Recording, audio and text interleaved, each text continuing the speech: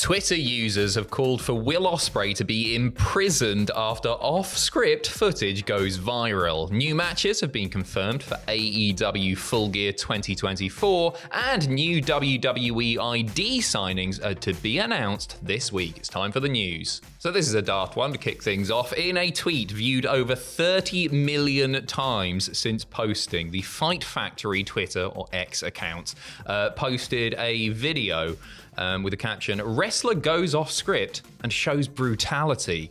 That clip was Will Ospreay hitting the late great Mad Kurt with a hidden blade, followed by a series of elbow strikes. This took place a couple of years ago at a Rev Pro show. Quickly went viral. Thousands of replies, thousands of retweets. The top comment reads, "Wow, that dude needs to go to prison." That gained 41,000 likes, while others included, "He should have been locked up for that. It's supposed to be family entertainment. And this is assault, right? Damn, he should be locked up." Eventually, a community note was added.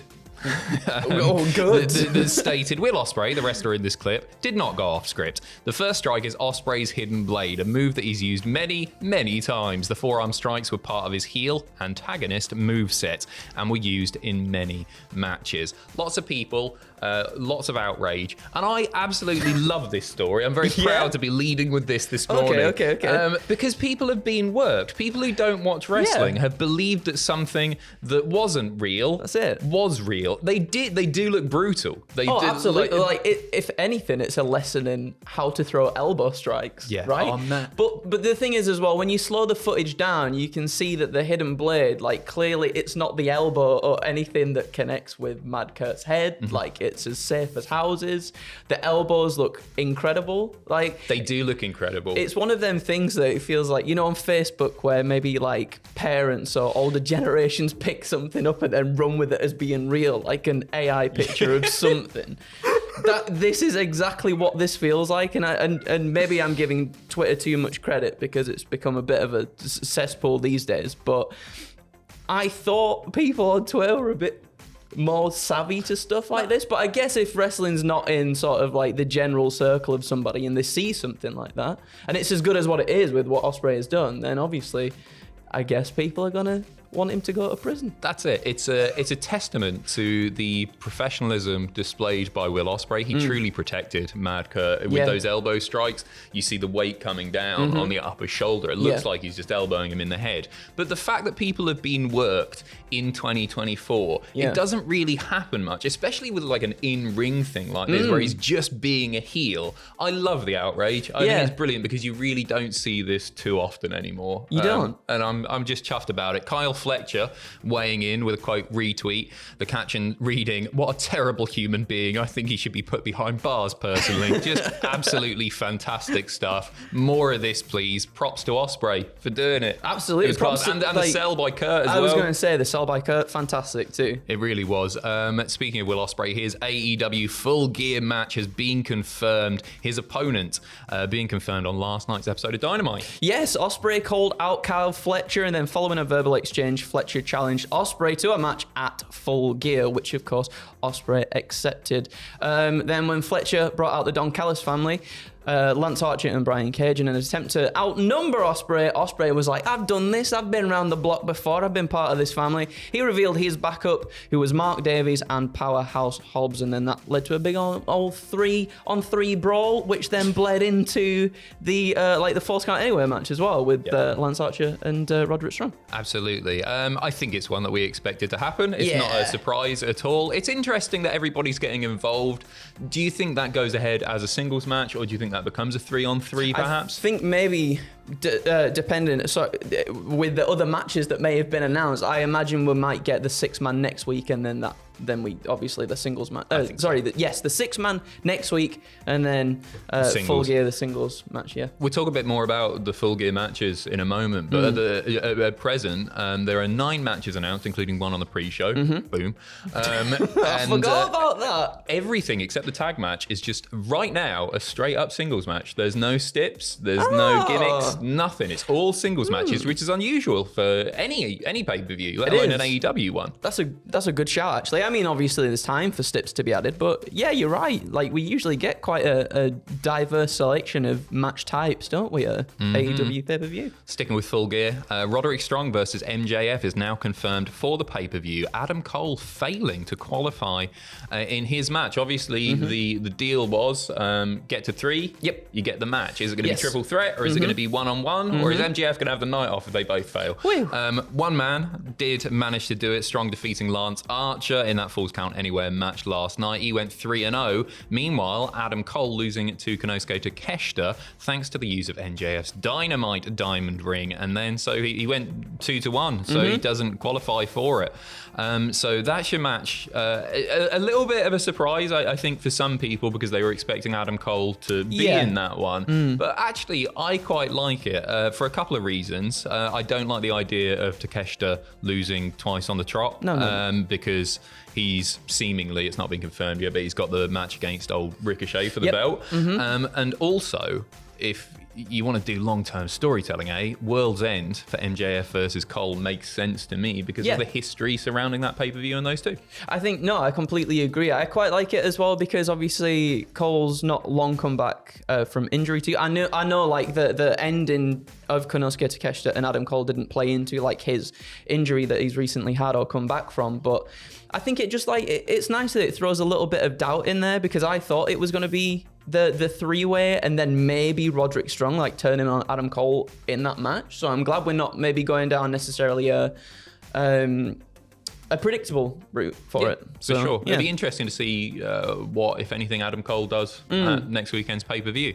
A new team has been added to the Full Gear Tag Title match, with Malachi Black and Brody King defeating FTR last night. So the Kings of the Black Throne earning their spot in that match. I'm loving what they've done with Private Party, because I really did think that it might be sort of a little bit over for them too, and seeing their rise once again in AEW has been really refreshing. It's been nice. Yeah, I completely agree.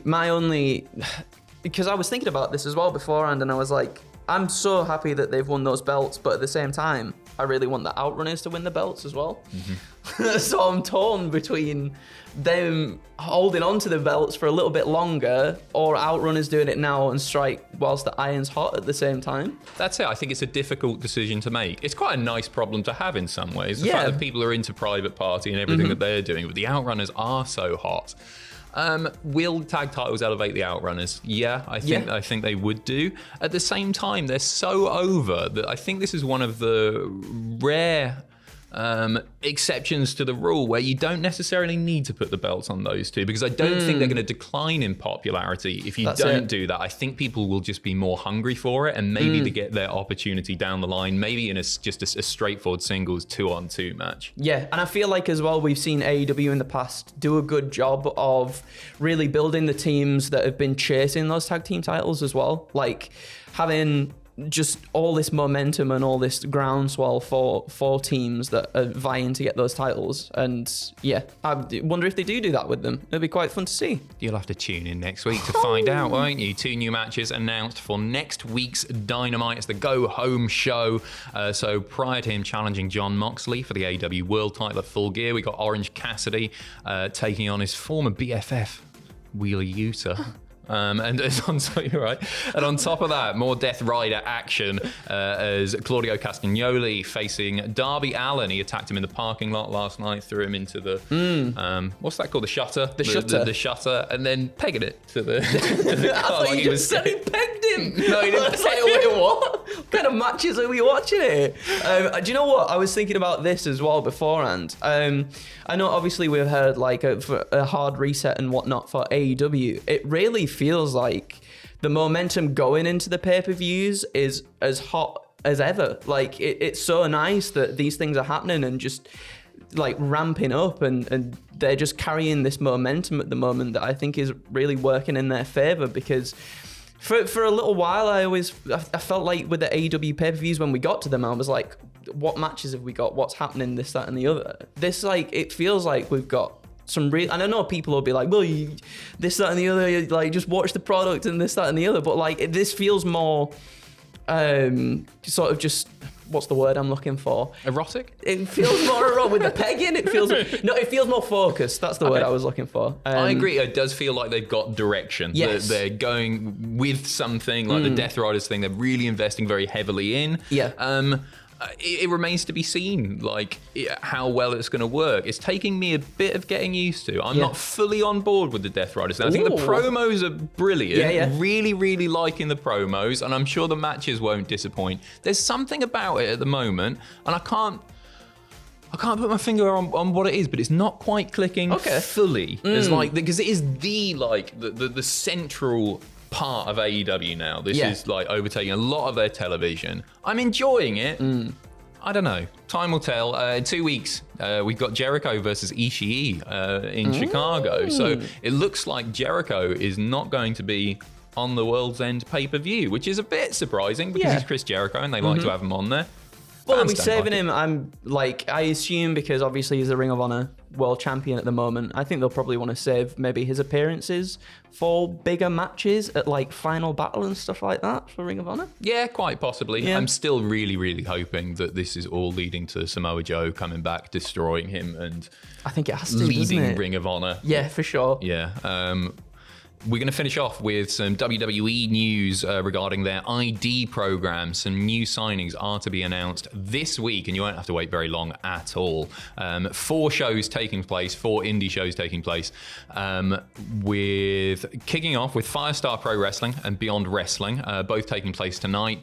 New signings are going to be announced there. And then Chaotic Wrestling, which is taking place tomorrow, also featuring a reveal, as well as Sunday's Memphis Wrestling show as well. So it doesn't actually specify how many, so it could be a few from each, it might just be one from each, but expect to see some new fancy graphics go up with some faces you may, or in my case, may not recognize. Hey, they've got their fingers in all the pies. It's been really interesting to see all these people and all these graphics that have popped up, because again, like, some of these I have no idea who they are. I'm sure they're phenomenal, and like, I've gone and then looked at some of the matches and some of the stuff they've done, and they're really, really talented. But like, it's great for them because you just see people in the comments being like, oh, good for you, this is amazing. I think it's great for them short term. I think I was a little bit naive. When this was first announced, I didn't know quite an important caveat to those contracts, which has since been revealed, that basicly WWE gets first dibs. So they can go and sign elsewhere if WWE don't want them. So it very much is stranglehold. It's very like NXT UK behavior by them. Hey, it's clever, it's a corporation, that's what they're going to do. There's got to be something in it for them. It's not just about them putting eyes on indies, but in the short term, that's a good thing for those indies. But when WWE start wanting people or prevent them from going elsewhere, signing them and maybe not doing anything, time will tell on this one. It will. But you know, get paid and all that, right? These people, at least they're earning a paycheck from WWE and getting those sponsorships. But long term, it'll be interesting to see what effect this has on indie wrestling worldwide, because they're doing this all over the shop. Again, time will tell. Thank you very, very much for watching. Just a bit of a reminder, Andrew said he wanted to hold this. Did I? We're giving this bad boy away. It's a piece of Cultaholic history. You can sign up to absolutely any tier on the Cultaholic Patreon. Hold it. There you go. I'm holding it. Look how strong I am. Hopefully somebody outside the UK doesn't win this, because I didn't even think about the postage costs. But anyone can win it. If you want to, you can sign up to our Patreon. Full T's and C's on cultaholic.com. And I'm going to make sure that Andrew holds this in the second video as well. Yay! You can do the outro. Go on. Thanks very much for joining us. We'll be back with a second news video very soon. But until then, take care, and we'll see you shortly. Bye! See you in a bit.